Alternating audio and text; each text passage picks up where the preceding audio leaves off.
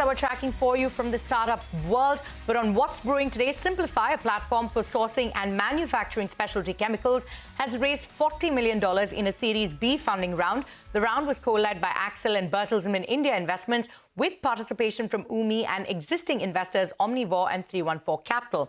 The funding now brings Scimplify's total capital raised till date to $54 million, following its seed and Series A rounds. Joining us now to discuss this further is Sachin Santhosh, the co-founder of Scimplify. Sachin, thank you so much for taking time out and being here with us on Startup Street. First up, Scimplify is a B2B fulfillment platform that operates across the product life cycle. If you could sort of take us through what it is that you exactly do, what's on offer, and how are you making sourcing more affordable for your clients? Thank you. Thank you so much for having me on the show. So to give you a quick overview of what we do at Scimplify, we are a science-first platform for specialty chemicals manufacturing, as you mentioned.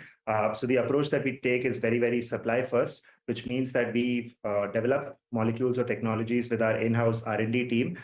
These technologies are cost-effective, highly effective processes for molecules that are already manufactured across the world. And then we take these to our network of manufacturing partners. We have over 200 that work with us actively. And this offering of the products, which is right from the development to the manufacturing stage, is what we are taking to our global base of customers. In terms of the kind of products that we've been working with, we've seen really good growth in our pharmaceutical and agrochemical sectors.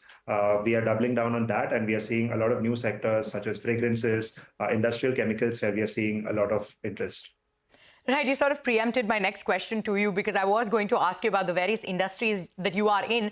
But if you could sort of take us through the kind of, clients that you're currently catering to, any new sectors that you're looking to eye. You just said fragrances, anything else that's looking exciting? And what are the kind of efficiencies you're bringing in for your clients?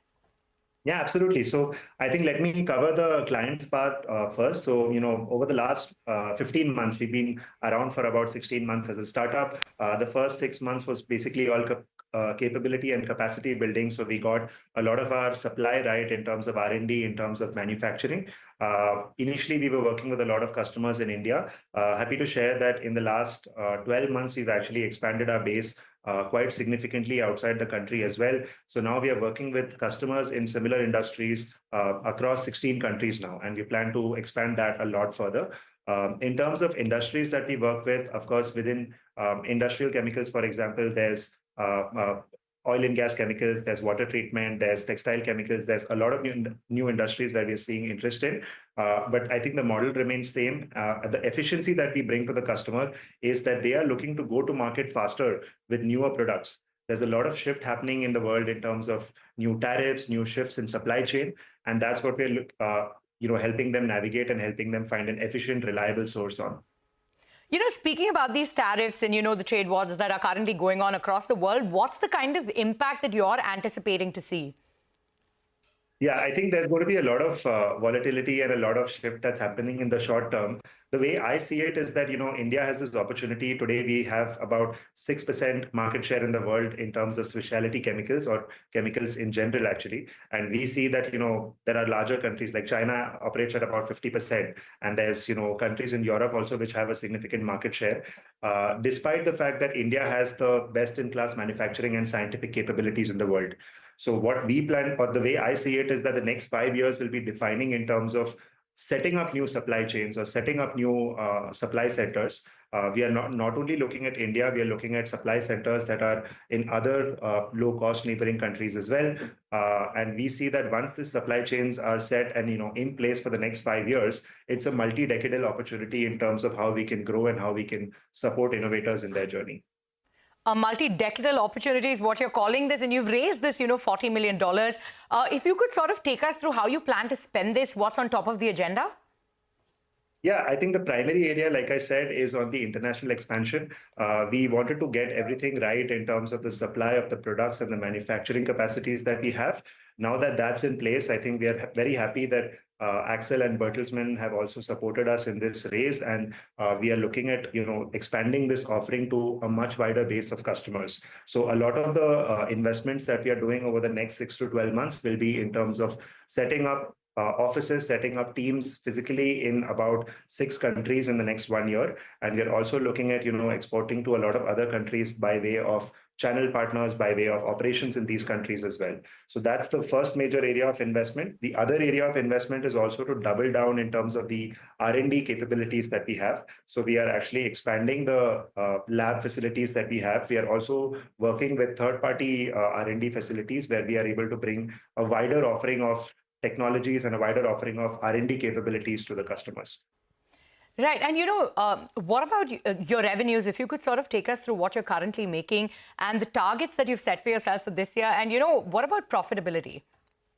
Yeah. So in terms of revenue, we've seen that from where we were in FY24, we've seen a 4x jump year on year. In the coming year also, we are seeing that the growth will continue to be at about a 30 to 40% quarter on quarter is what we are seeing for the next 1 year.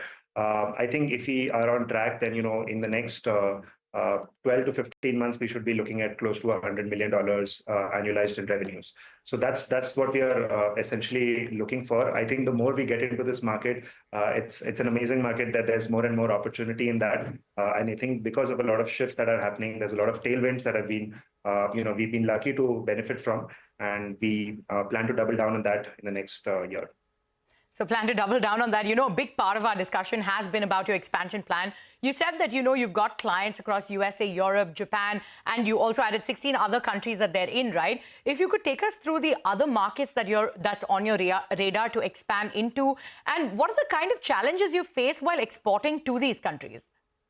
Yeah, I think so. It's also a challenge and an opportunity. I'll answer that part first. So in terms of the each of these countries that we are working with, we see a whole spectrum of regulations that come into play, right? And which is a very good thing because, the kind of industries that we are serving, pharmaceutical, agrochemical, etc., these are things that directly impact human lives as well, critical industries as well.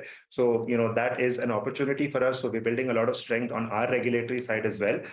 So for example, we have a work with a completely different set of agencies in the US versus Europe versus Japan, and versus all the other countries as well.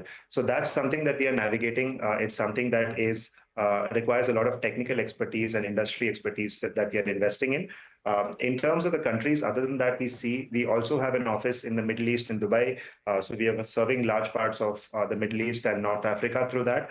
We also have an office in Indonesia. So we are serving large parts of Southeast Asia through that. Apart from that, we, in the short term, we want to be focused on these geographies. But through our US office, we also plan to expand into other parts of Americas as well. Right. And what's the current, mix between all the geographies, and where do you hope it to reach by the end of this year? So today we are at about, a large part of our revenue still, as a percentage, still come from India. We have about 20% odd that comes from the export market, and this is spread across different geographies. I think US, for example, is turning out to be a very exciting market for us. In terms of where we want to go by the end of this year, the next financial year, we see that this number would be close to 40% from the export business, with a large contribution from Europe and Japan as well. All right, Sachin, thank you so much for joining us on the show today, and we wish you all the best going forward. Thank you. Thank you so much for having me. On to all the other news that we're